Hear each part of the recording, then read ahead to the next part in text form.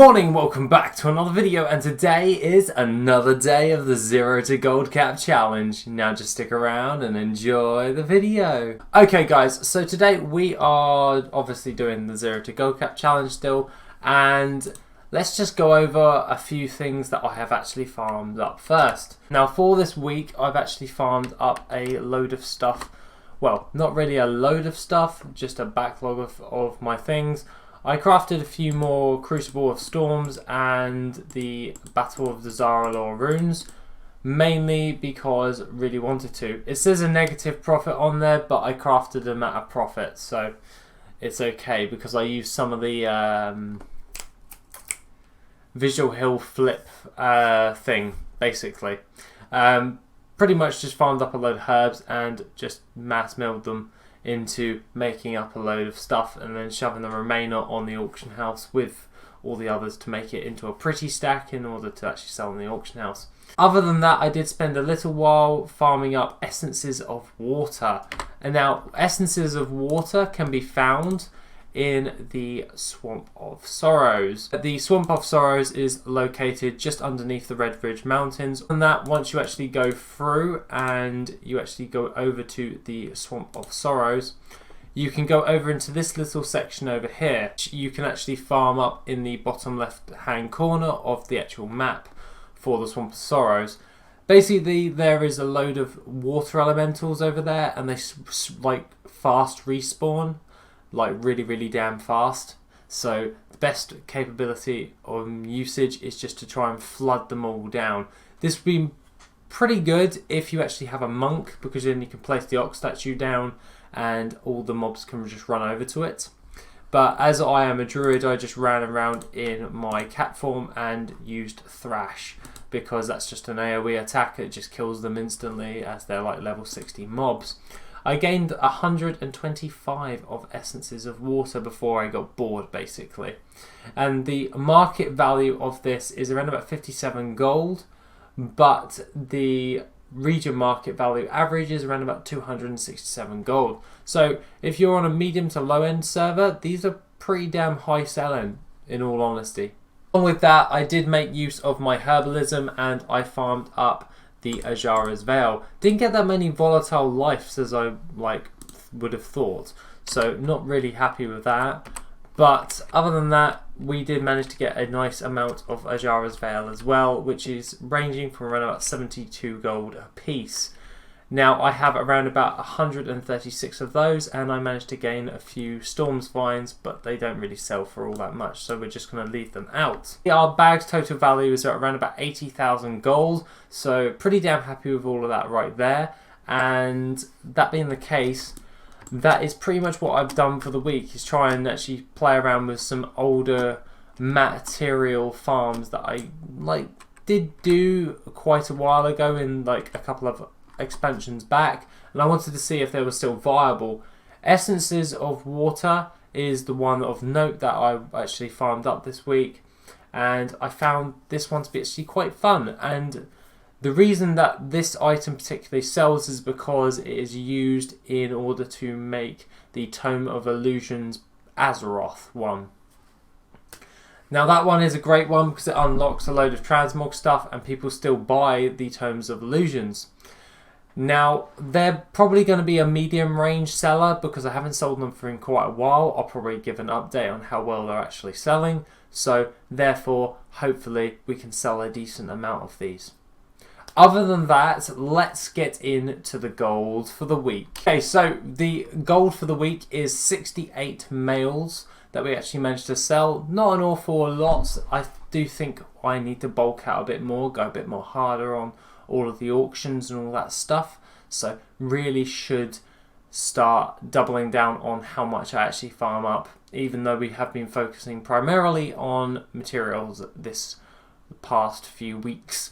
But other than that, let's just get into the gold, which is the first cleanout is at 74,878 gold. That's a pretty decent cleanout if I do say so myself. And the things that are of note was a Facidus Globule from when I did AQ a really long time while back. That battle pet isn't selling all that good. But other than that, we did sell the Black Fury weapon, which was what I made with my blacksmithing when I had blacksmithing a few months ago. Now obviously that took a while to actually sell, and that was at 9,855 gold, and the Viscidus Globule was at 5,802 gold. The next thing is a stack of 200 for the Ink of Dreams for 1,329 gold. The Galley Banquet, I sold a stack of 20 of the Galley Banquets for 4,769 gold. So we made a profit on our Galley Banquets from the other week. We also have sold some Roseate Pigment for 6,507 gold. We also sold, along with that, a load of Siren's Pollen for a pretty damn crap amount because, yeah, I'm not too pleased with that, if to say so myself. For some reason, herbs and ores have dropped quite significantly in the past few weeks. So I don't know what's going on there, but I might have to alterate what I'm actually doing in order to actually increase our gold per hour and get back on track. I know we're doing seemingly a decent okay on gold, but we want to boost those numbers even higher if we were going to actually retrieve more gold. So the next thing is some Gilded Sea Weave, which is a stack of 52 and a stack of 95 for 1,576 gold and 2,874 gold. This was from me testing out the Infinite Farm, which is in the Coral Reef in Nazjatar. And if you want to know, I will just pull that up really quickly for you guys, just so you know where it is in Nazjatar. And it would help if I close that. The Nazjatar Coral Reef Infinite Spawn Farm is right about here, and all you have to do is just go over there, find a group, and just kill the mobs as much as you can. We all know the drill for an infinite farm is just get a group of 2x4 and just keep smashing out the mobs and smashing out the mobs. But really that sale has only really depended on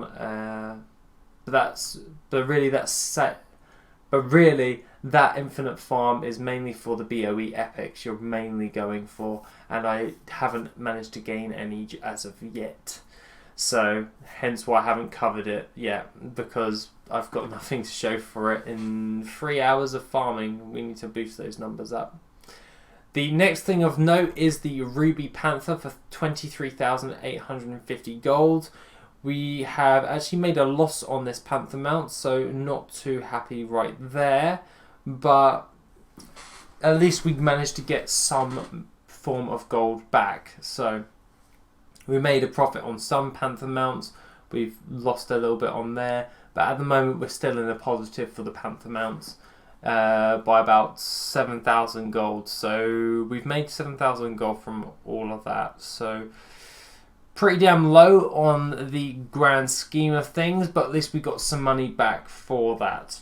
Other than that, we managed to sell a load more Siren's Pollen and Riverbud for incredibly low prices once again. I still don't know what the hell is going on. So let's just pull in all of this gold and see if we get any more for this week. I'm pretty disappointed on the way things are going with like things like herbs and all that jazz. So I may have to switch up my professions and my other, well, just my professions in general, and see what is selling, so to speak, moving forward.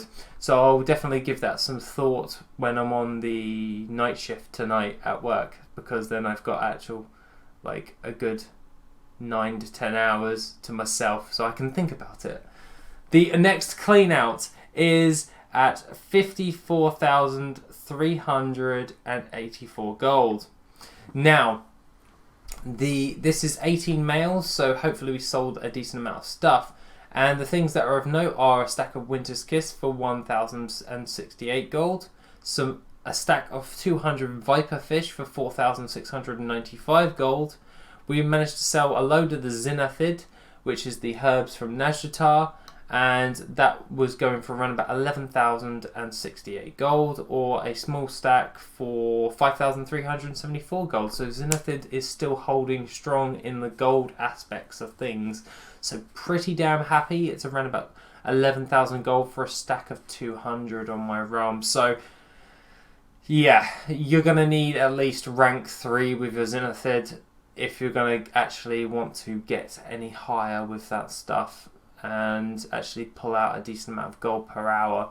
Other than that, I'm probably going to have to double down and keep searching for any better ways in order to make a high amount of gold, because we need to boost these numbers up really, really fast. So that being the case, let's just pull in all of this gold. Now, I did say that we were going to hit our 2 million gold, and we have. We are at 2,030,771 gold, so pretty damn happy with reaching 2 million finally.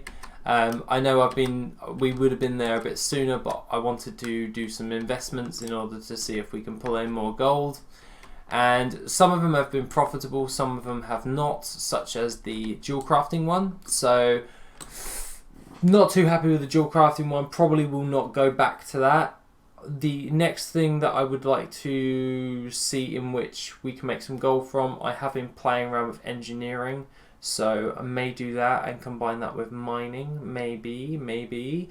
But it all just depends on how I look at the stats, and we'll go along with the stats and see if we can actually increase any gold. But overall, for this week, we have made 129,262 gold. So a pretty low week, but at least we actually got over 100k for this week. So I'm not going to complain all that much. Other than that, guys, that is pretty much what I've got to talk about for this week. I am planning on next week's video. I've got like this massive list behind me, so it's just deciding on which video I should do for Monday's video and start getting crack-a-lacking on that stuff and all that jazz. But other than that, guys, I wish you all the best, and I will probably be tired for the rest of the week. But along with that, have a lovely rest of the day, and I shall see you in the next video, which will be on Monday. Take it easy, guys.